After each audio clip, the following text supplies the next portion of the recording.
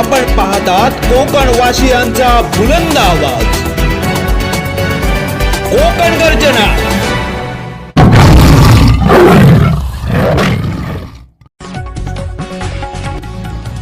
रायगडमध्ये चाललंय काय?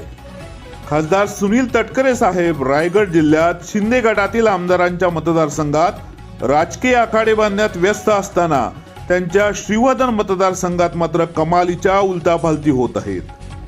खुद्द त्यांच्या रोह्याच्या उपनगराध्यक्षा शिल्पा धोत्रे यांच्या शिंदे गटातील प्रवेशाच्या धक्क्यातून तटकरे साहेब सावरत असतानाच आज त्यांचा म्हसळ्याचा गड ढासळला।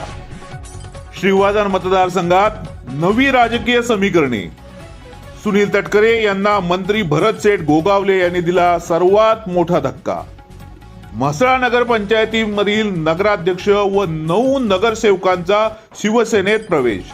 राष्ट्रवादीचे नेते सुनील तटकरे यांना राजकीय धक्का।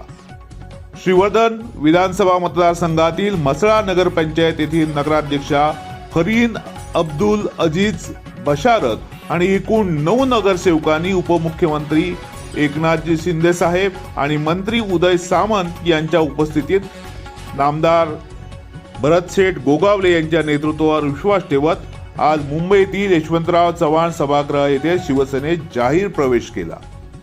महाराष्ट्रात नगरपंचायत निवडणुकांची रणधुमाळी सुरू असताना झालेला हा मोठा पक्षप्रवेश राष्ट्रवादी काँग्रेस पक्षाचे ज्येष्ठ नेते सुनील तटकरे यांना बसलेला जोरदार राजकीय धक्का म्हणून पाहिला जात आहे। या प्रवेशामागे मंत्री भरतसेठ गोगावले यांनी महत्त्वपूर्ण भूमिका बजावली असल्याचे मानले जात आहे।